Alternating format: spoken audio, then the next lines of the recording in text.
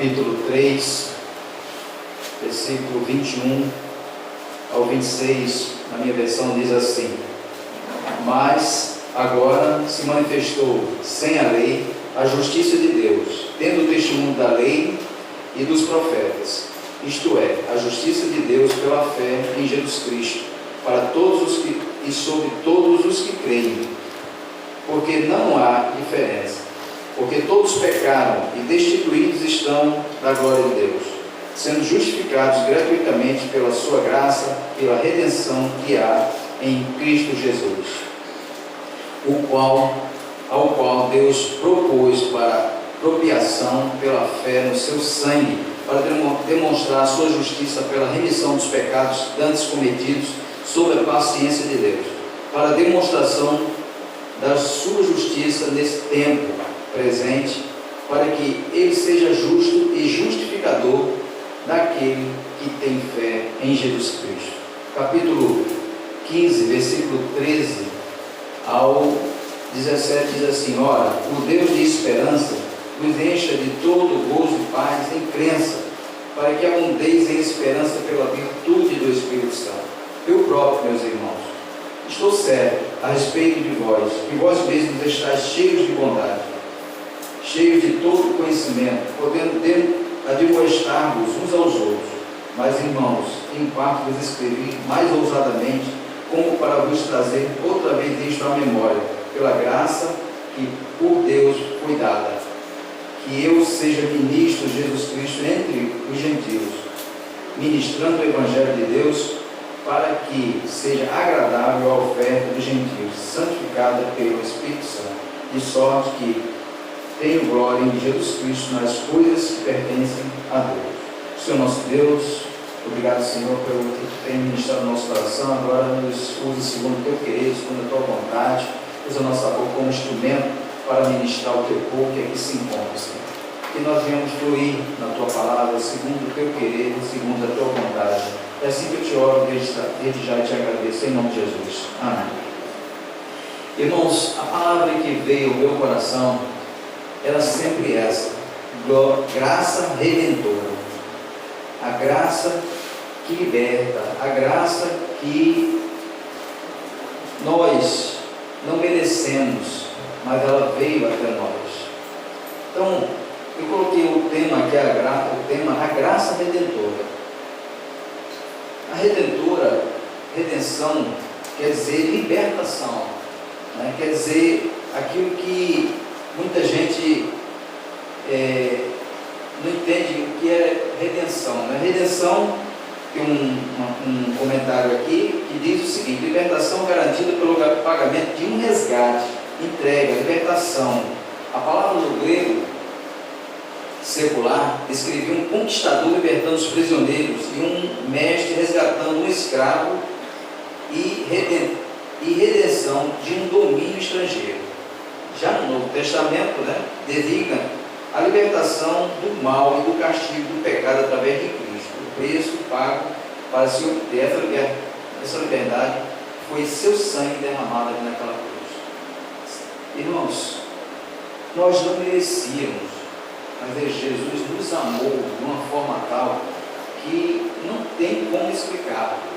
Não achamos meio de entrar no nosso entendimento alguém que desce da sua divindade, alguém que submete como Deus soberano de todas as coisas, que tem um controle de todas as coisas, que podia simplesmente chegar assim: aqueles que são meus são esse, pronto, está pago, sem nem passar por muito sofrimento. Mas ele se submeteu. Deus colocou o seu filho, o unigênito, para que ele viesse pagar esse preço. E ele se sujeitou, Jesus Cristo se sujeitou, desceu da sua majestade e tornou-se homem. Para poder não ter a desculpa, não, ele era Deus, ele podia todas as coisas, mas ele se submeteu, sentiu as dores que nós sentimos e que pagou esse preço, né? Essa característica de Deus é uma das coisas que é difícil de entender, essa sua graça, essa graça que Deus, e muita gente não dá valor, muita gente não presta atenção. porque Deus soberano, Ele olhou para nós e mandou o seu Filho tornar-se homem pecador. Ele era santo, ele não tinha pecado, mas ele desceu a condição de um pecador para poder pagar esse preço. E nós temos essa graça que não merecíamos, a graça imerecida, a graça que nós jamais teríamos condições de recebê-la. Aí, por causa dessa graça, nós temos humildade. Paulo, quando ele escreve aos primeiros Coríntios, ele diz: mas pela graça de Deus sou eu o que sou, e a sua graça, em 1 Coríntios 15:10, e a sua graça para comigo não foi vã, antes trabalhei muito, mais do que todos eles, todavia não eu, mas a graça de Deus está comigo. Aleluia. 1 Coríntios 10. Então Paulo está dizendo aqui, o que ele fez, não fez porque ele quis aparecer. Isso condicionando aos nossos dias hoje. Tem pessoas que na igreja se gabam porque trabalha muito, que faz muitas coisas enquanto o outro não faz. Se você trabalha é porque está valorizando a graça que o Senhor lhe deu. Amém. Se você está empenhado em servir o Senhor, porque você está valorizando a graça que o Senhor derramou sobre sua vida. E Paulo demonstra isso nesse versículo, né? Paulo demonstra ali exemplo de serviço. Todo aquele que é alcançado pela graça do Senhor, uma das características que tem que ter é humildade. Não querer se soberbecer, como muitas pessoas. Não, eu sou fulano de tal, eu toco na banda tal, eu sou dirigente tal, eu sou pastor tal. Você, meu querido, tem que descer como Jesus desceu e lavou os pés dos seus discípulos, mostrou humildade. Tem que descer a condição de servo. Tudo que você fizer para glorificar aquele que condicionou a você a chegar a uma posição que você está. Que trouxe você a ser um servo. Mas a sua soberba tem que cair, tem que descer. Né? Uma das coisas que Paulo mostra, Paulo tinha sido um inimigo da igreja antes da sua conversão, mas por causa da obra de Cristo realizada em Paulo, ele não se sentia digno de ser chamado apóstolo. Alguns chamavam ele de apóstolo, mas ele disse: não sou apóstolo, sou um servo, eu sou aquele que fui alcançado para pregar o evangelho aos gentios. Eu fui alcançado para levar a palavra de salvação para aqueles que os judeus não iam, aqueles que eram alcançados pelo evangelho de Cristo, pelos discípulos de Jesus, eles não tinham coragem de ir. E Paulo foi a esses. Primeiro, porque eles, os gentios, conheciam Paulo. E ele, na condição de... Ele tinha duas nacionalidades, ele tanto era judeu como era romano. Então ele usou dessas prerrogativas para poder levar o evangelho a essas pessoas. Esse evangelho chegou a nós através dessas pessoas, porque todos aqueles que recebem a graça de Jesus sentem sede, sentem vontade, a paixão para alcançar vidas, a paixão para falar do amor de Cristo com aqueles que não conhecem, ou mesmo que conhecem, ou se por parte de ouvidos de mercador, ou seja, ouvidos que não querem ouvir a verdade. Não deixe que a palavra desça ao seu coração e ali brote e faça valer aquilo que foi pregado a eles. Paulo era humilde, mas em vez de tentar convencer a si mesmo e aos outros de como ele era indigno, Paulo contou para as pessoas o seu testemunho. A verdadeira humildade não é convencer a si mesmo que você é inútil, mas reconhecer a obra de Deus em sua vida. Primeira coisa, que aquele que é pecador, que se converte, o melhor evangelho é aquela: eu era isso, aquele imprestável, aquele que não tinha valor nenhum diante de Deus, mas Deus me resgatou, Deus me trouxe para uma posição especial, e eu estou aqui para testemunhar, para dizer aí o que ele fez comigo. Ou seja, Paulo pregou isso e mostrou que por ele ter um encontro genuíno com Cristo Jesus, no caminho de Damasco, ele não se ensoberbeceu com isso, não sou especial, o próprio Jesus veio a mim. Não, ele desceu, foi fazer as missões, ele foi viajando, fez não sei quantas viagens para poder pregar o Evangelho. Ele foi preso por isso. Dentro das prisões ele trabalhou pregando o Evangelho, fez discípulos, alcançou pessoas dentro das prisões, e ali ele fez a obra, né? Por causa da graça, minhas obras são insuficientes. A humanidade não pode depender de suas obras para levá-los a lugar nenhum. Paulo disse: e se é pela graça, já não é pelas obras. Caso contrário, a graça já não é graça, mas se é de obra, já não é mais graça. Outra maneira, a obra já não é obra. Romanos 11:6. Ou seja, a humildade tem que fazer com que a gente entenda o que nós fazemos não é suficiente. Ah, não, eu estou na função hoje de pastor, não posso assumir mais responsabilidade. Mas é insuficiente eu ser só o pastor de uma congregação. Eu tenho que estar disposto a fazer a obra do Senhor onde for chamado. Quando o Senhor nos chama, nós temos que estar prontos a servir. O irmão chega: irmãos, vamos visitar a família tal que está doente, que não está, mas não é a nossa igreja. Meu amigo, é importante que você vá. Eis-me aqui, vá com graça no seu coração e busque do Senhor uma palavra inspirativa para chegar lá e ministrar aquelas vidas que estão precisando ser ministradas. Às vezes as pessoas estão em casa esperando uma palavra, e você às vezes tem essa palavra e não se dispõe, e alguém convida e você se omite, você não quer ir. Não, porque eu já sou um diácono, eu já sou do ministério tal, eu não vou porque eu não tenho tempo. Eu tenho que sair. Meu querido, o tempo é do Senhor. Tudo que você fizer é insuficiente.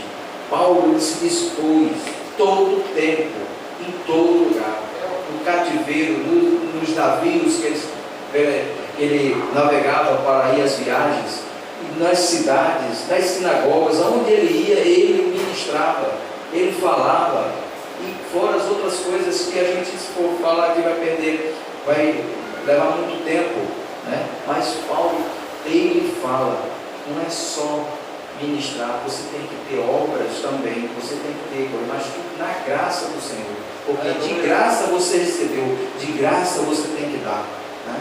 E o Senhor às vezes tem uma vida ali esperando que você vá lá fazer a sua parte, porque o Senhor determinou que você vá lá ministrar, e a palavra que você ministrar é a que o Espírito Santo vai fazer com que ela brote no coração daquelas pessoas. Ou seja, nós somos, tudo que fizermos é insuficiente, temos que estar disposto. Eis-me aqui, toda vez que for convidado. Não podemos estar dando desculpa, usando álibis para não fazer a obra do Senhor.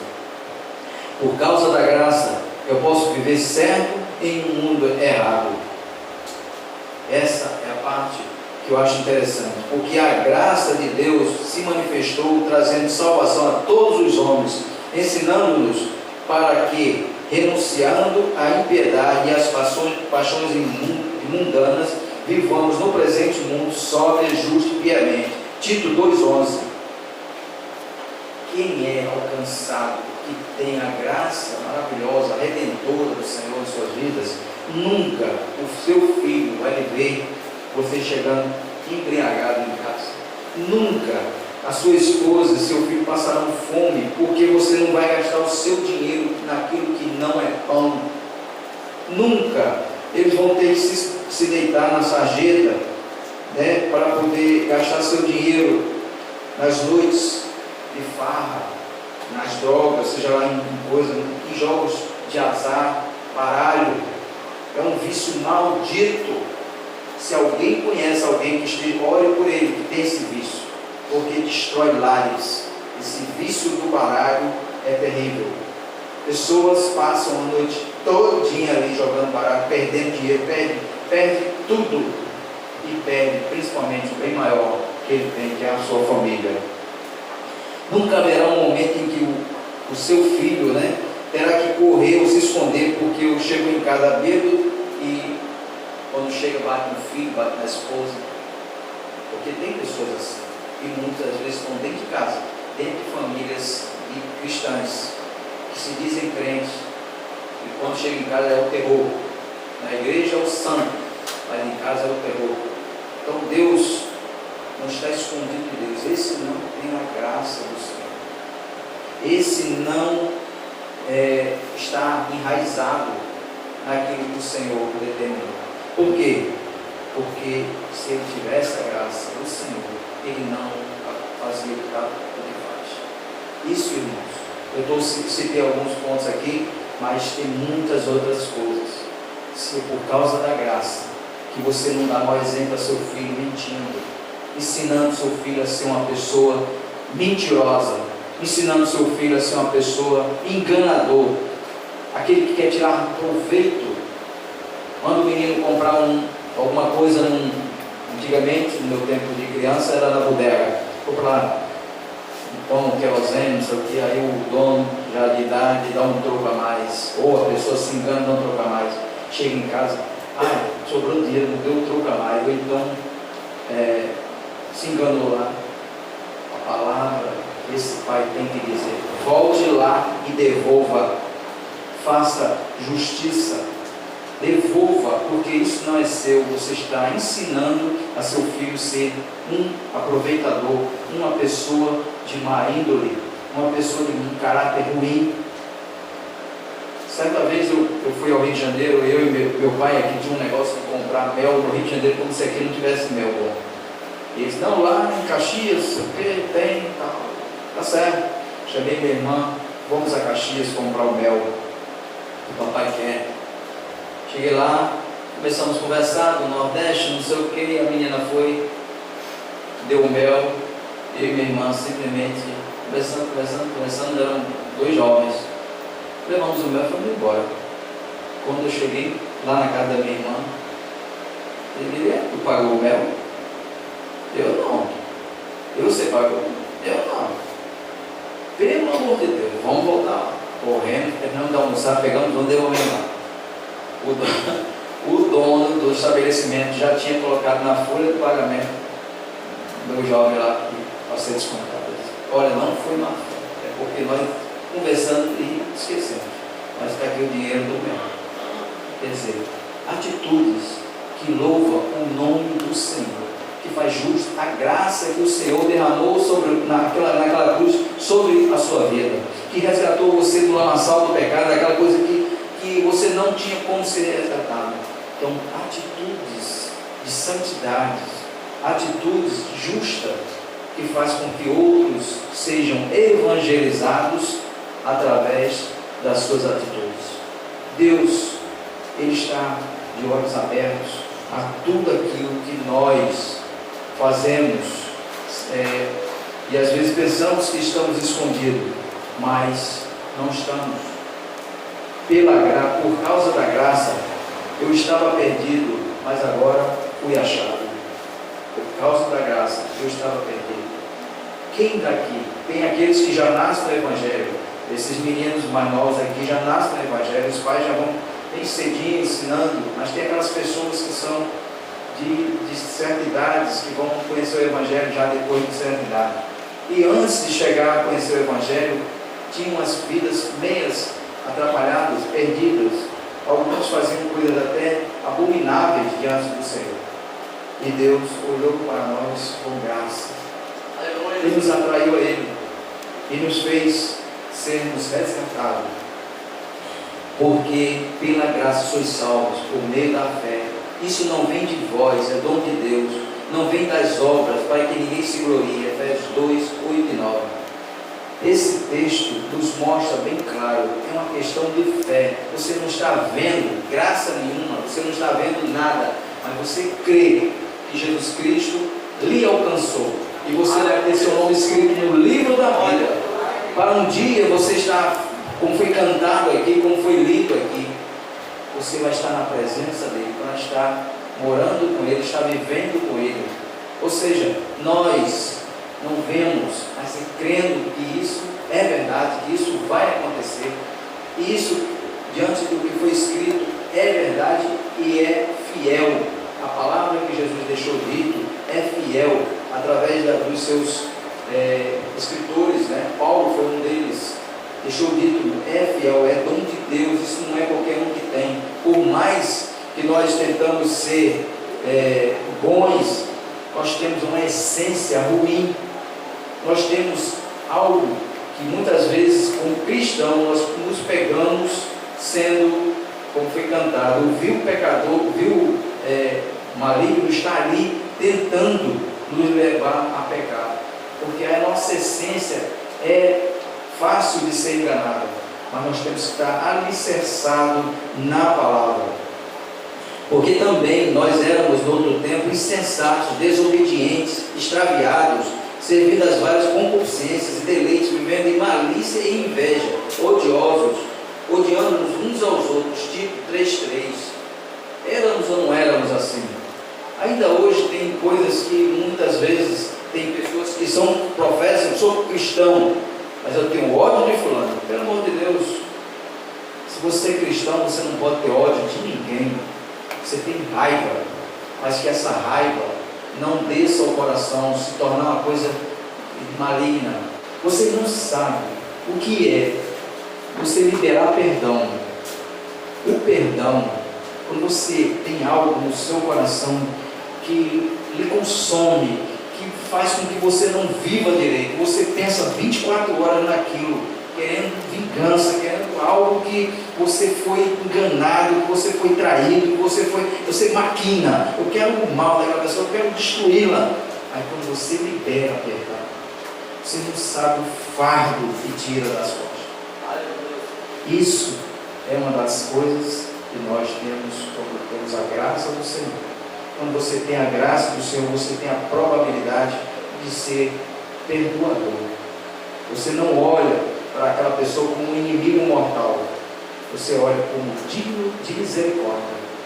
Ou seja, nós temos que ter essa graça todo o tempo na nossa vida, para que nós possamos dar fruto daquilo que o Senhor queira que nós devemos dar.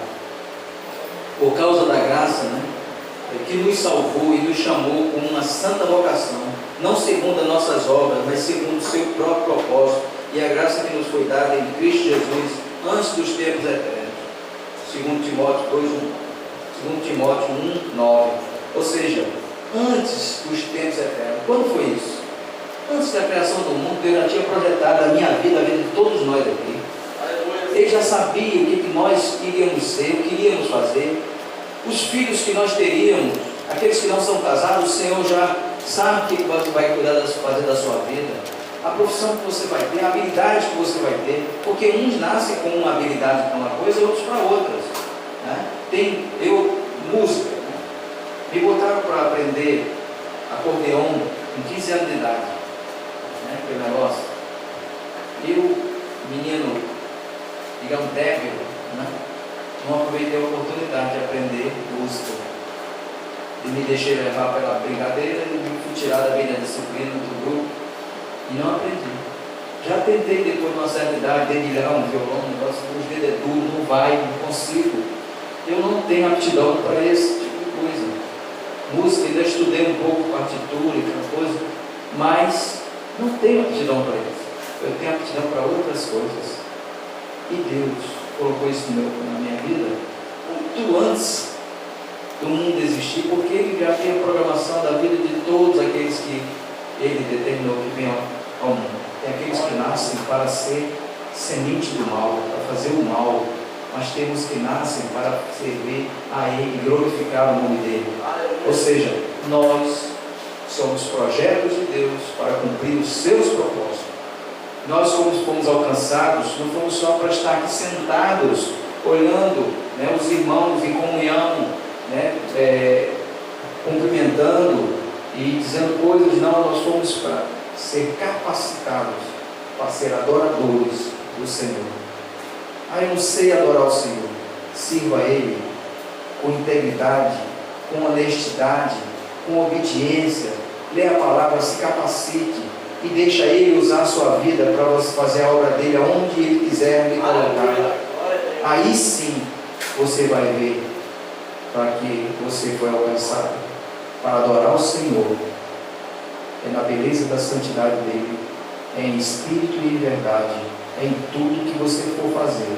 Você tem que estar apto, né? Fazendo jus à graça redentora que você recebeu. Quando alguém lhe dá um presente, você diz: isso é bom, quanto lhe deu? Não, você diz: obrigado. Espanta-me aqui dizer isso, mesmo que depois das pessoas serem salvas, tentam trabalhar o seu caminho para Deus. Ou seja,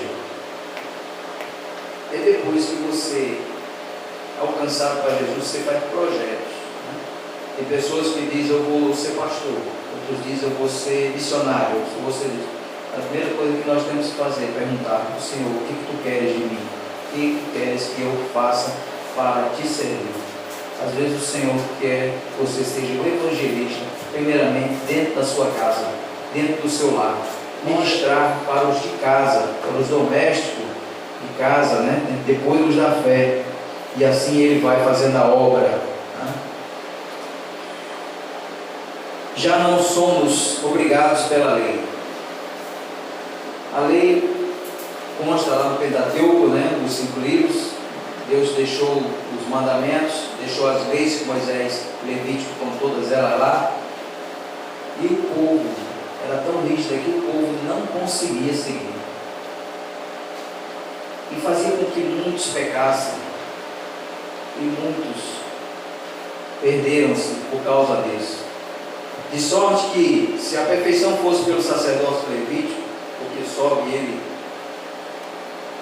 o povo recebe a lei, sob ele recebe a lei, e necessitava, havia ali logo que outro sacerdote se levantasse segundo a ordem de Melquisedeque, e não fosse chamado segundo a ordem de Arão, porque mudando-se o sacerdote, necessariamente se faz também mudança da lei.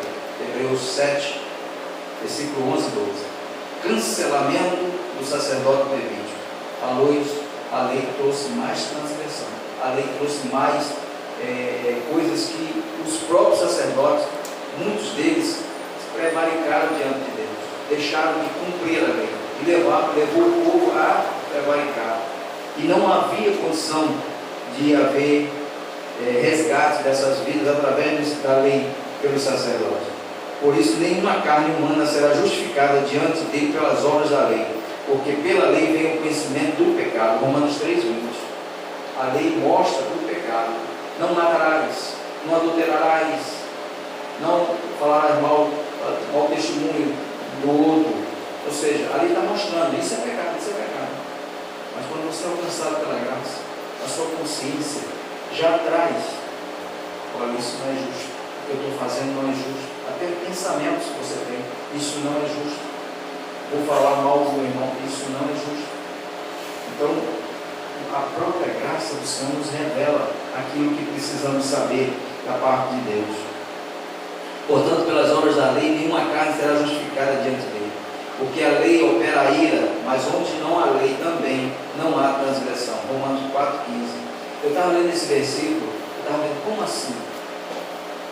Onde não há lei, também não há transgressão. Eu me reportei aos indígenas, aquele povo que nunca ouviu falar de Deus. No entanto, tem uns que comem pessoas, tem outros que fazem abominações, matam crianças, um sacrifício para deuses, mas eles não têm conhecimento de palavra nenhuma que orientasse eles. Então eles acham que isso é certo. Para esses, né, há uma justificativa assim: não, ninguém falou para mim. Mas Jesus veio ao mundo justamente para esses também. Tanto é que coloca missionários para chegar a palavra com eles ali. Sobreveio, porém, a lei para que a ofensa abundasse, mas onde o pecado abundou, superabundou a graça. Romanos 5:20.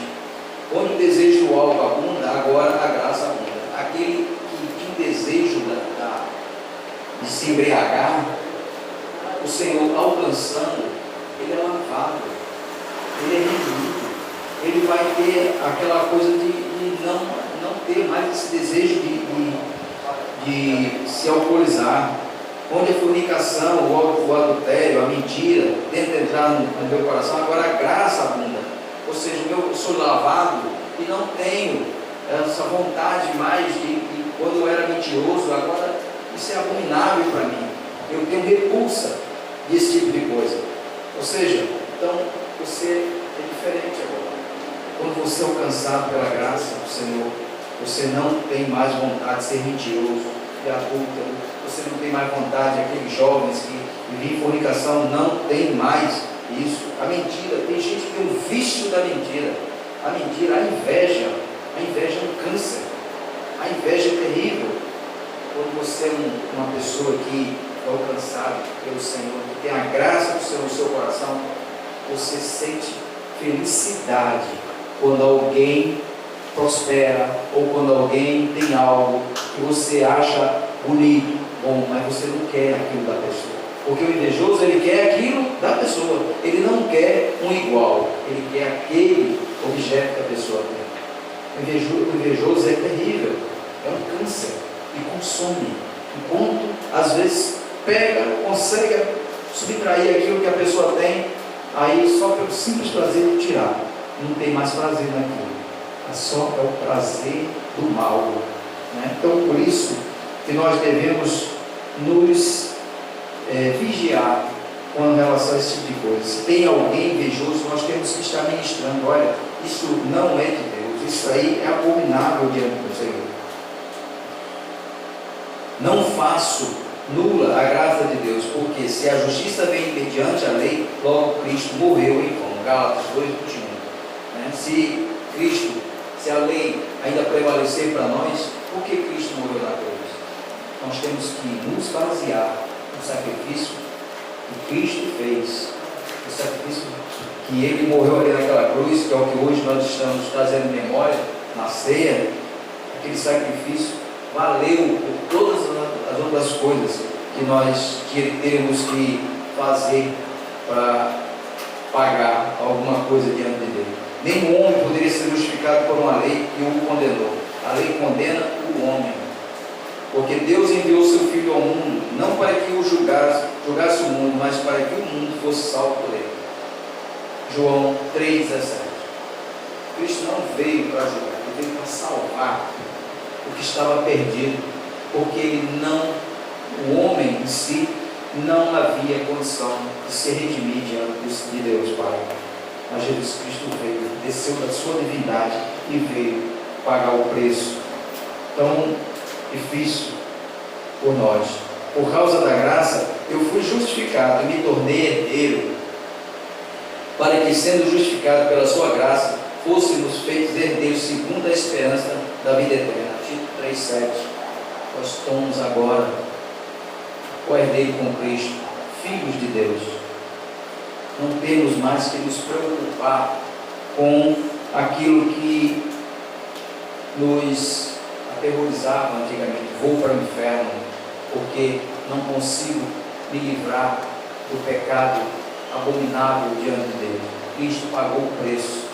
Agora, por tudo isso, nós temos que ter a certeza: eu tenho essa graça no meu coração, recebi essa graça redentora, eu tenho essa certeza que eu estou com o meu nome escrito no livro da vida. Você tem, sabe como é que você sabe? Se autoavaliando: eu sou mentiroso, sou desobediente, eu sou invejoso, eu adultero, eu sou uma pessoa que não cumpre os meus compromissos, sou, palavra chucra, né? Eu sou velhaco, eu não pago minhas contas, eu procuro tirar proveito dos outros. Se você tem isso na sua vida, avalie e peça misericórdia do Senhor, e chegue do Senhor: eu preciso da sua graça salvadora, regeneradora, essa graça redentora, porque se nós tivermos isso, nós precisamos buscar a presença do Senhor, pedir perdão dos nossos pecados e o aceitar verdadeiramente como Senhor e dominador da nossa vida. Porque quando você recebe Jesus Cristo, você recebe o Espírito Santo sobre sua vida e Ele começa a governar a sua vida. Se você ia fazer tal coisa abominável, o Senhor, o Espírito Santo lhe alerta: isso não é certo. Ele não vai chegar aí, fulano, você está errado. Você fica quieto, que você não faz. Se fizer alguma coisa, você volta atrás e se redime. Assim como nós ministramos já aqui no caso de Zaqueu. Ele se arrependeu e devolveu tudo que roubou, 4 vezes mais. E o próprio Jesus disse: hoje chegou salvação nesta casa. Quando nós pecamos, se pedirmos perdão ao Senhor e restituirmos, certamente o Senhor terá misericórdia de nós e nos abençoará com a sua salvação. Concluindo aqui, se não fosse a misericórdia do Senhor, jamais teríamos condições de alcançar a vida eterna. Jesus Cristo é aquele que nos atrai, é a misericórdia do Senhor que nos atrai. É o Espírito Santo que nos convence através daquilo que nos foi ministrado, mostrando-nos a verdade, mostrando aquilo que precisamos ouvir da parte de Deus, para que nós venhamos a buscar a presença dEle e nos humilharmos na presença dEle e confessarmos que somos pecadores e pedir perdão dos nossos pecados e dizer que Ele é o nosso Senhor a partir de então. Devemos lembrar sempre, teremos de ser grato pela maravilhosa graça redentora de Jesus Cristo sobre nossa vida. Grato a Ti, graças damos ao Senhor por tão maravilhosa graça. Damos graça ao Senhor porque estamos aqui adorando o Senhor, reunidos como uma família de Cristo, o corpo de Cristo. A igreja é o corpo de Cristo. O Cristo é o cabeça e a igreja é o corpo. Ou seja, damos graças ao Senhor porque Ele nos alcançou e nos fez fazer parte desse corpo dele. Amém?